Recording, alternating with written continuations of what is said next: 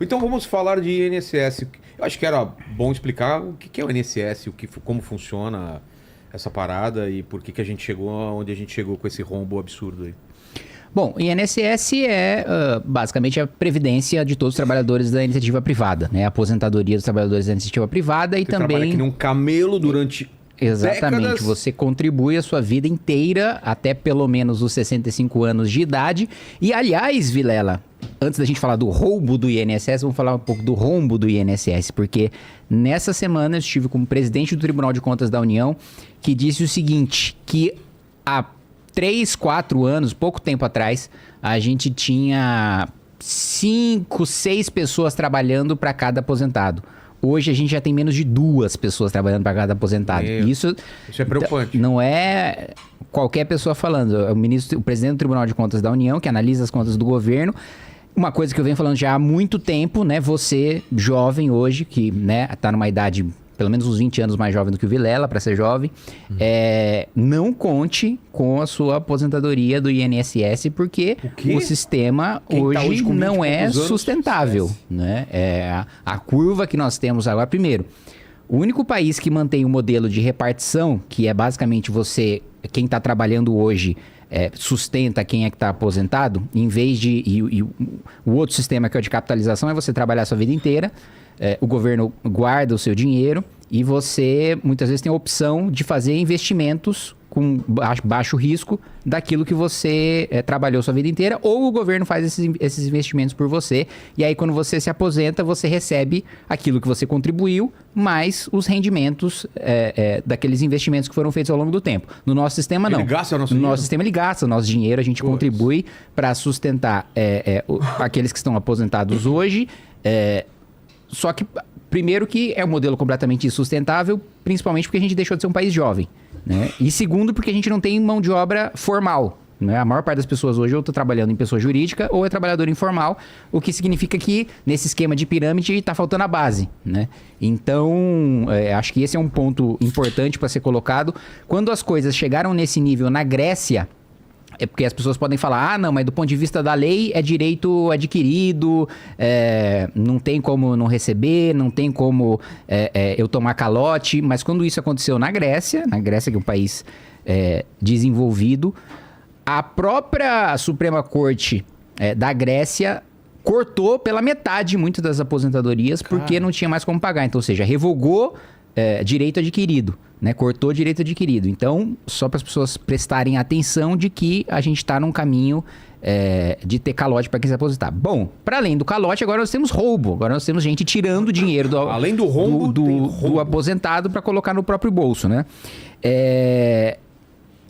Essa história de você ter descontos, né, de aposentado e de pensionista para sindicatos e para associações, né, vinculadas a classes de trabalhadores...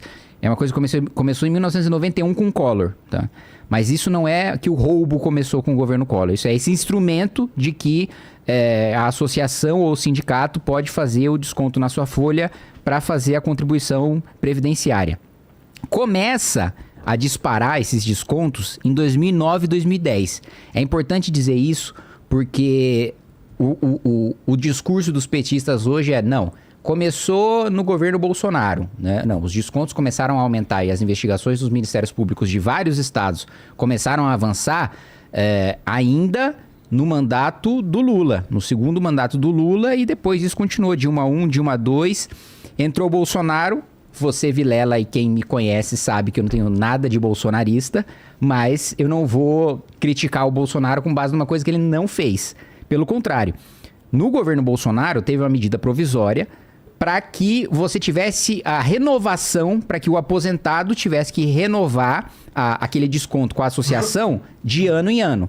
Tá. A esquerda entrou com modificações nessa medida do Bolsonaro para que, em vez de ser em ano, fosse de 3 em 3 anos. Ou seja, já afrouxando o período em que você precisava fazer aquela rechecagem, né? A prova de vida. Aí, quando entra Lula 3, agora, esse último mandato do Lula, entra o ministro Carlos Lupe, que é uma indicação do PDT, do partido do Ciro Gomes, E o loop, aqueles descontos de associações que antes estava ali no governo Bolsonaro na casa dos 300 milhões, passam assim para mais de 3 bilhões de reais e o rombo total calculado pela Polícia Federal é de 6 bilhões de reais, né? Então, e vamos falar sobre duas associações aqui. Uma é a CONTAG, que é a associação vinculada ao MST, diretamente ligada ao PT, né? Inclusive tocada ali por ex-parlamentares do PT.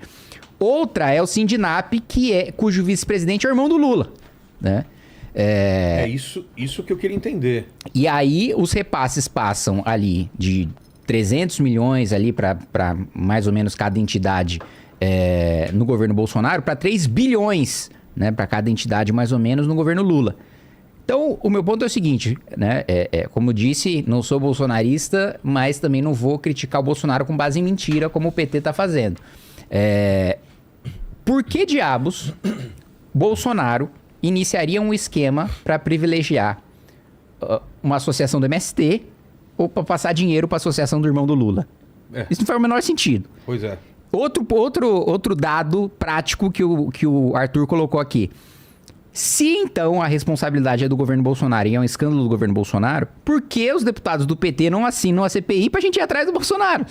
Se o prejudicado é Bolsonaro, o ministro do Bolsonaro e o governo Bolsonaro, não faz sentido, né, eles não assinarem para que tenha investigação. E justamente eles não querem que aconteça, porque sabem que é o escândalo do governo Lula, principalmente do governo Lula 3. E você teve várias medidas ao longo do tempo para afrouxar essa fiscalização, né? Primeiro, você precisava fazer a biometria no Ministério da Previdência para fazer essa renovação dos descontos feitos pelas associações. Aí, num projeto que a gente votou ainda em 2021, a esquerda coloca o que a gente chama de jabuti. Jabuti é quando tem um projeto sobre um tema e aí inserem uma coisa que não tem nada a ver com aquele tema. Pra ver se cola. Pra ver se cola. Isso né? é o chamado jabuti? Chama-se jabuti porque... É a história, né? Você tem um jabuti em cima da árvore e alguém colocou lá. Exato. Alguém colocou o jabuti não sobe em árvore, vem daí. E aí aprovaram o jabuti para que a própria associação pudesse fazer a verificação da biometria. Ou seja, o fiscalizado virou o fiscalizador. Cara, tem coisas que... Mano, que... E aí vem aqui, já tenho até alguns nomes aqui de quem apresentou e votou essas emendas. Tem a Fernanda Melchiona do PSOL, a Sâmia Bonfim do PSOL, Rogério Carvalho do PT. 11 deputados e senadores do PT apresentaram emendas para afrouxar a fiscalização em cima dessas associações. Então, basicamente, você pega lá um aposentado, finge, né, frauda a assinatura dele para dizer que ele deu autorização para o sindicato ou para a associação fazer aquele desconto na folha de pagamento dele. Ele, obviamente, não fez aquilo. Tem os descontos por vários e vários... Tem uma quadrilha aí que fazia isso por 20 anos, né? Então, vários e vários meses. E agora a polícia descobre que o rombo é de pelo menos 6 bilhões e 200 milhões de reais. Aí a gente pode falar de um outro que foi descoberto recentemente, que é a fraude no consignado. Que é aquele cara que é aposentado ou pensionista, e aí faz um empréstimo que é descontado diretamente no pagamento dele. Isso tem uma estimativa de que o potencial desse rombo seja de 60 bilhões, né? Ou seja, 10 vezes maior do que essa fraude que já é a maior da história do INSS de 6 bilhões do desconto das folhas. Então o esquema, a visão geral do esquema é essa. Pois é.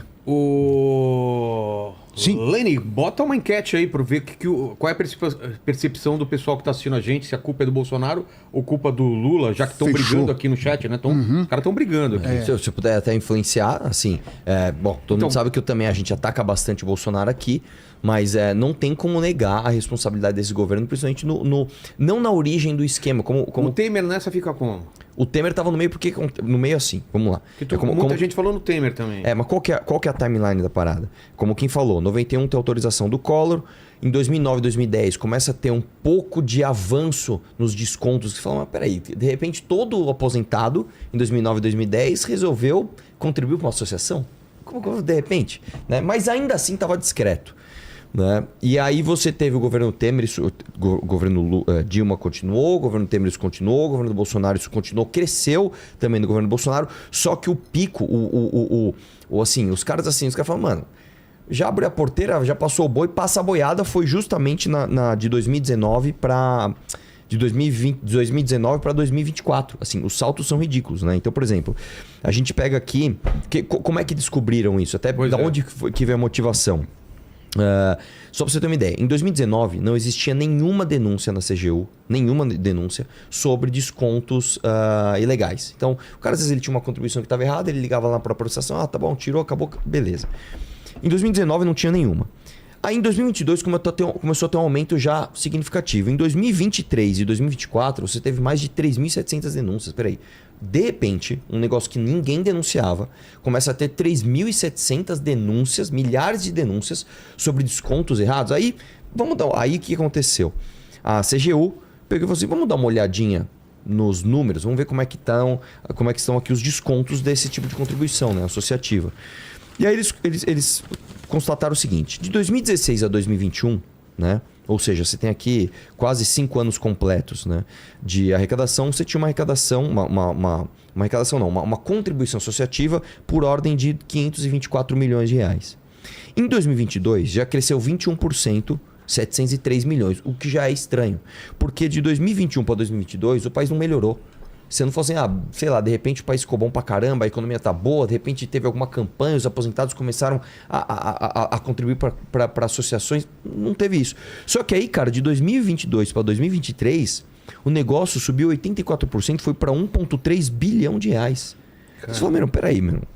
Como é que é um negócio que estava em 500, agora de repente foi para 1,3 bi e um monte de e nenhuma denúncia que tinha na CGU em 2019 existia e agora em 2023 passa para milhares.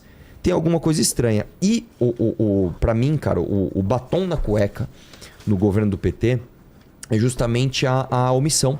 Né? Quando você pega aqui a timeline do que aconteceu e quantos avisos foram dados e o PT não fez nada, fica claro que realmente eles não quiseram pôr o dedo na ferida e ver o que estava acontecendo.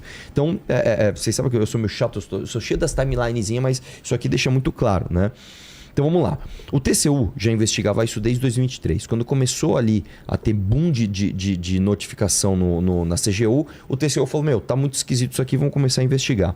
Aí tem até o número do processo aqui. O processo 032.069 de 2023, ele investigou mais de 91 bilhões de reais em contribuição e concluiu que grande parte não tinha as autorizações necessárias. Porque você precisa de uma série de documentos, uma série de assinaturas, e eles começaram a ver umas coisas estranhas. Então, peraí, tem assinatura de idoso de 94 anos. Peraí, aos 94 anos um cara resolveu assinar um papel para ter uma contribuição associativa? Esquisito. Tinha assinatura de pessoas incapacitadas. Idosos que não tinham mais nem capacidade cognitiva de assinar um documento. Então, o próprio TCU já falou, olha, tem coisa estranha. Aí, midiaticamente, em dezembro de 2023, já saiu matéria, inclusive do Metrópolis, mostrando indício de fraude no INSS, que é justamente isso. Como é que tem senhores de 90 e poucos anos, às vezes incapacitados, que estão assinando esses documentos? Em março de 2024... o Metrópolis faz uma matéria sobre o disparo absurdo nos valores dos descontos e no número de denúncias. Então, peraí, não é uma coincidência. Está tendo um boom de desconto de contribuição associativa e um boom de denúncias. E tem um monte de idoso muito esquisitamente aqui assinando documentos. E o governo não fez nada. Aí, olha só, para mim esse é o mais grave. Esse é o ponto mais grave. Em junho de 2024, o TCU ele emite uma medida cautelar. O TCU falou, cara... com certeza é igual aquele filme lá do Tropa de Elite. Tá cheirando merda isso aí. O TCU vai lá e emite uma medida cautelar. Eu tenho até o número do acórdão. É o 1115 de 2024. E ele faz o seguinte, ele começa a exigir biometria facial. Então você vai fazer uma contribuição associativa, você precisa fazer biometria facial. Bloqueio de novos descontos, inclusive dos aposentados mais antigos, que é onde você tem mais fraude, né? Afinal de contas, o cara já está lá há muito mais tempo. Identificação e responsabilização de entidades suspeitas, e já eram várias. E transparência e alerta aos beneficiários. Olha, pessoal, está tendo um negócio esquisito assim, fiquem de olho. O que o INSS, o que o governo fez até então? Absolutamente nada.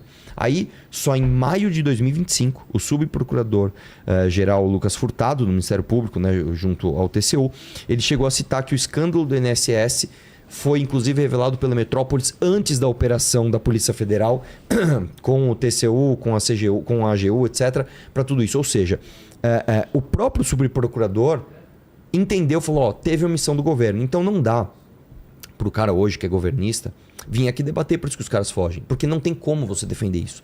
É muito batom na cueca, é muito indício. Nas redes indício. sociais a gente vê o pessoal defendendo. Não, eles ficam falando o seguinte, o negócio não começou agora, o negócio não começou agora. Tudo bem, o negócio não começou agora. O negócio começou muito antes. Só que o boom foi agora. E quando deram os alertas, isso aqui tá muito esquisito, isso aqui tá cheirando muito mal. Como eu falei, são dados incontestáveis. Você não tinha nenhuma reclamação de desconto na CGU em 2019 e em 2023 você tinha mais de 3.700. Está acontecendo alguma coisa. O governo simplesmente não fez nada. E o que revolta mais ainda, cara, pelo menos a mim, quando deu a operação, que foi acho que em março ou abril, eu não tenho a data aqui, eles foram fazer uma coletiva de imprensa com o Lewandowski, né? Que agora, que é outro absurdo do Brasil, né? O ministro supremo, ele saiu, virou ministro da Justiça do governo do PT. Ele tava lá, do lado da entrevista coletiva e com o ministro, inclusive, da Previdência na época, que eu esqueci o nome dele, o Lupe, né? Com o Lupe, não, descobrimos um esquema. Não descobriram nada, bicho. Já tinham descoberto muito antes e vocês ficaram na inanição até alguém ir lá e falar, o negócio estourou, a operação da Polícia Federal realmente descobriu. E o que eles fizeram, inclusive assim, deixar um elogio aqui, né? Você vê que quando a polícia tem a liberdade de agir, eles agem e são muito eficientes. Eles cumpriram aqui mais de 211 mandados de busca e apreensão simultaneamente em 3 estados, cara. Você tem noção da coordenação disso? Você cumprir 211 mandados de busca e apreensão sem deixar a operação vazar, sem deixar que pessoas ficassem sabendo antes, em 3 estados diferentes. Vai, e pega todo mundo. Então, o próprio Lula só soube no dia, né? Que o ministro Lewandowski soube, né? Junto com o ministro da Controladoria Geral da União. E aí, no dia, eles avisam o Lula, vai ter essa operação gigante. Ele foi pego de surpresa. Exato, porque o discurso dos petistas é de que, não, só foi investigado agora porque foi o governo Lula que foi pra cima. Mas não, isso é mentira. Primeiro porque as investigações só aconteceram por causa da matéria do Metrópolis.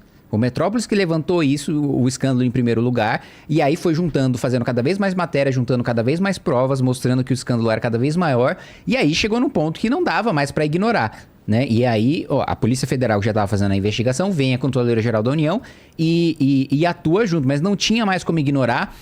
E veja, várias vezes o Lupe foi alertado, né, de que as fraudes estavam acontecendo e não fez nada. Inclusive antes de saírem as matérias, inclusive em reuniões oficiais. Por isso que ele caiu.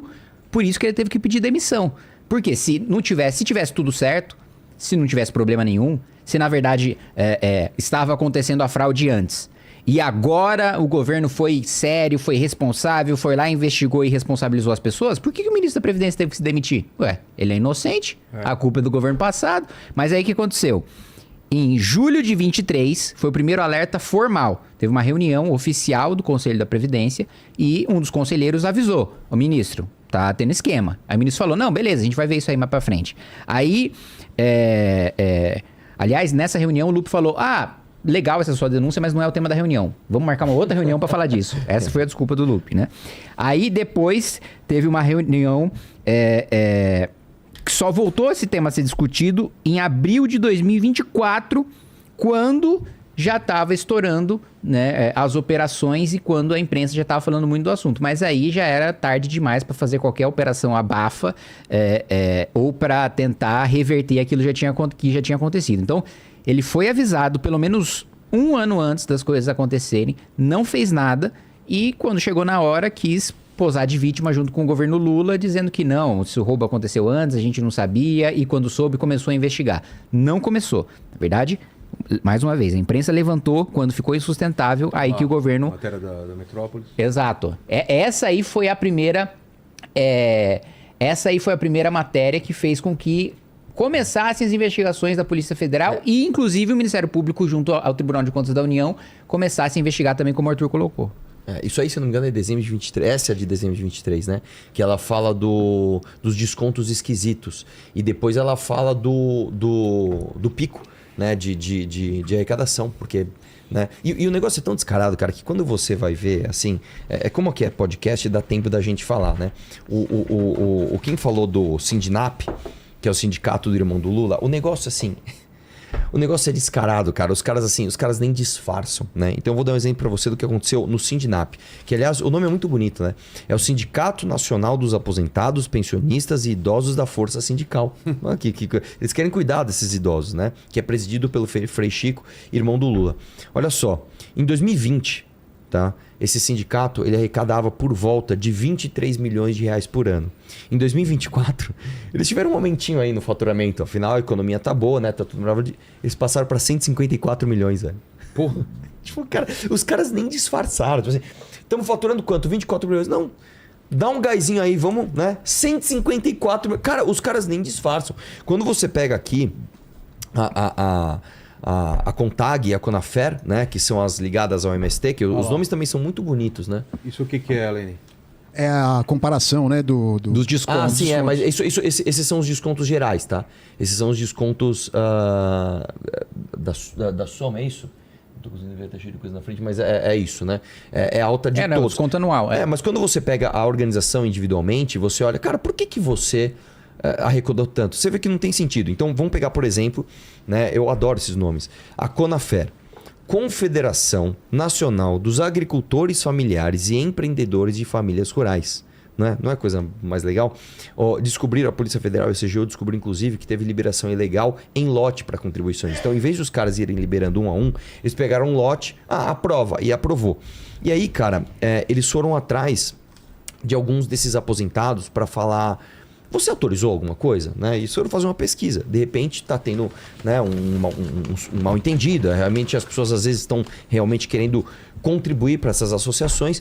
E aí basicamente, cara, você tem algumas associações onde 100% das pessoas não autorizaram a contribuição. Simples assim, 100% das pessoas não autorizaram. Tipo, se você não encontrou uma pessoa que falou, não, eu quero contribuir para essa associação. Simplesmente não existe. Né? Então, assim, o negócio é descarado. Eu apontei aqui, são 13 casos emblemáticos, tá? Um maior que o outro, mas, por exemplo, tem um caso aqui de uma empresa, deixa eu ver qual que é essa daqui, calma aí. Eu tô sempre perdido nesses papéis, né, cara? Mas calma lá, eu vou achar aqui a de número 13. Que uma delas, cara, basicamente, os caras foram fazer a busca e apreensão no lugar, chegou lá, era só uma sala sem nada. Tinha só uma mesa, não tinha nem cadeira. Era uma sala vazia em Brasília, uma salinha pequenininha, com uma mesa. E o faturamento do negócio era tipo de dezenas de milhões de reais. Eu perdi agora o meu papel aqui justamente dessa daqui. Mas é um negócio absurdo, cara. Quando você vai ver, é escancarado. Né? São várias associações aqui. Tem a Amar Brasil, a APP, a APN, a AP Brasil, a Associação Acolher. Tal. Que outra coisa também que eles faziam, que estava no esquema, tá? Como que eles faziam para beneficiar, inclusive, diretores e ex-diretores do próprio INSS?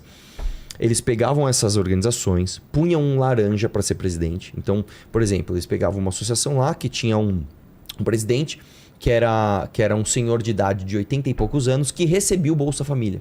Então, o presidente da associação era um cara, inclusive, de baixíssima renda. Era um senhor de idade ali que passava dificuldades. Aí esse cara contratava uma consultoria. E essa consultoria recebia milhões de reais, né, de contribuição, de serviços. Eu estou prestando uma consultoria de milhões de reais para uma empresa que é só uma sala em Brasília com uma mesa sem nenhuma cadeira. E o diretor dessa empresa, né, que está me contratando, é um senhor de idade que recebe Bolsa Família. Cara, as coisas simplesmente foram escancaradas. Ninguém pensou nem em disfarçar. É um negócio absurdo. Deixa eu ver se eu acho um caso concreto. Sobre esse desconto que você colocou dos 30... A Contag, hoje, ela é presidida por um ex-vereador e ex-vice-prefeito do PT. Né? E a Contag fez... Né, uma das coisas que a polícia identificou é que a Contag fez um pedido para, de uma vez só, adicionar 35 mil pessoas, né, 35 mil aposentados e pensionistas para fazer o desconto da Contag. Né? Aí... O procurador do INSS, né, um dos advogados do INSS, falou: não faz sentido liberar 35 mil pessoas assim sem fazer nenhuma checagem. Só que aí o procurador-geral do INSS, que é o advogado-chefe, libera, fala: não, a gente não precisa checar, manda direto pro DataPrev, que é o que faz o processamento de dados lá para a Previdência, e liberou 35 mil para a Contag sem checar um único nome se de fato essas pessoas tinham dado autorização. né? Então, quando o Arthur coloca que não se deram nenhum trabalho de fazer parecer uma coisa correta, lista, foi escancarado assim mesmo, assim, com o próprio corpo técnico, o próprio advogado do INSS falando, não tem razão para fazer isso, é ilegal. Aí vem o chefe dele e fala, tá bom. Não, ó, pra você ter uma ideia, eu vi aqui um caso concreto que eu achei. Ó. A Confederação Brasileira dos Trabalhadores de Pesca e Aquicultura, são sempre esses nomes maravilhosos, né? Ele não tinha nenhum afiliado até 2022. Então, a CBPA era uma confederação de trabalhadores de pesca e aquicultura que até 2022 simplesmente não tinha nenhum afiliado. Ela existia e não tinha nenhum afiliado. De repente, em 2023, ela passou a ter 340 mil afiliados. Pois é. Do nada, em um ano, 340 mil pessoas falaram: acho que eu vou me afiliar a essa associação, né?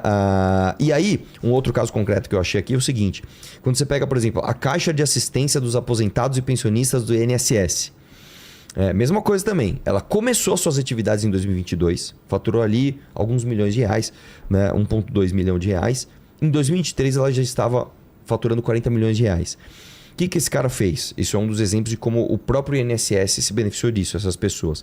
Eles pagaram o escritório de advocacia de um cara chamado Eric Fidelis. Ele é filho do André Fidelis, que é ex-diretor de benefícios do INSS. Então, basicamente, você tinha um diretor do INSS. Tá? Ele saiu do INSS, né? Não, estou saindo. Aí o filho dele, coincidentemente, é contratado por uma associação que começa de 2022 a 2023 a ter 340 mil associados.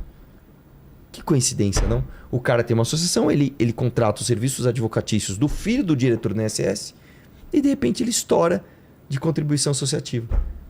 Cara, é um negócio assim. Eles nem disfarçam, cara. Eles nem disfarçam, né? É aquele negócio meio Sérgio Cabral. Me paga uma propina em academia aí só pra dar uma variada, vai? Só pra eu falar que eu fiz. Eu não tenho nem palavras mais pra falar isso. Esse gráfico aí que o Lenin colocou. Isso aí é o aumento dos recebimentos do sindicato que o vice-presidente é o irmão do Lula. Você vê ali, ó, que passou 2014. de 2020, aí aumentou 2021, aumentou 2022, aí tem um salto de 2023 e 2024. Né? Então, ó, é verdade que o escândalo você vê aí, ó, que como é 2020 para 2021, você vê que também já tá bizarro ali. Aí vai para 2022... Aí aumenta ainda mais em 23 e em 24. Coincidentemente, o vice-presidente é irmão do presidente da República. Coincidentemente, quando o presidente da República assume o cargo, você tem os aumentos de 23 e de 24. Cara, eu vou te falar, bicho. E mais uma vez reforçando, em 19 tem aquela medida provisória que foi enviada para que os descontos fossem fiscalizados ano a ano. Aí vem o PT e o PSOL, apresenta uma mudança na medida para que os descontos fossem feitos de 3 em 3 anos. Aí em 2022, salvo engano, 2021, eles conseguem aprovar aquele jabuti para não ser verificado nunca, nem de ano em ano, nem de 3 em 3 anos. Aí você vê o salto. Pois é, o governo do PT, uma medida do governo do PT foi diretamente beneficiadora desses esquemas de corrupção, cara. Mais uma vez. Né? Enfim. E aí, eu acho que uma coisa importante que todo mundo quer saber. E aí, como é que vai ser instalada a CPMI? Primeiro, já tem o número de assinaturas necessárias, tem o fato determinado, tem a data. O primeiro ponto, por que não é instalado na Câmara? Por que não é CPI? CPI é quando são só deputados participando, não tem senadores, né? Porque o regimento da Câmara... Tem senadores, como chama? CPMI, mista. Comissão mista, Comissão Parlamentar Mista de Inquérito. Comissão Parlamentar de Inquérito é só deputados, mista de inquérito tem os senadores. Mista porque mistura deputados e senadores.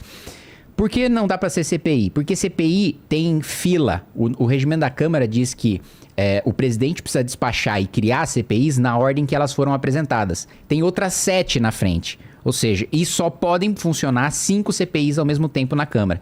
Então, mesmo que o presidente da Câmara decidisse abrir 5 CPIs ao mesmo tempo, ainda não chegaria na CPI do INSS, porque ela está em 8º lugar, salvo engano.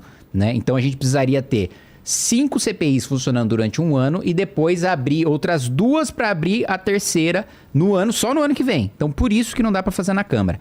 Então, a nossa estratégia foi fazer a CPMI, apresentar essa mista para que pudesse furar a fila e a gente conseguisse abrir. Qual que é o problema? Estamos dependendo da boa vontade do presidente do Senado, Davi Alcolumbre, que, aliás, vamos lembrar, né? Eu, né, não votei no Hugo Mota.